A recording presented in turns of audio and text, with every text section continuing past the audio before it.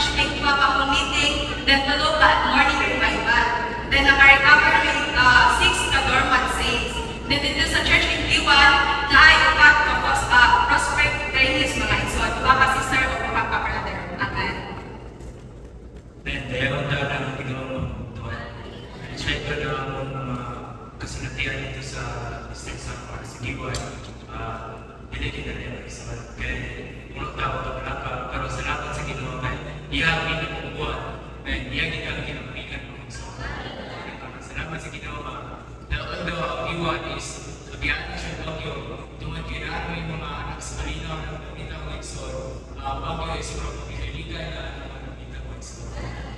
We need to pray for Eastern Samar sa Samar and sa Lady na may establish more mga Kristiyano dito mga isor.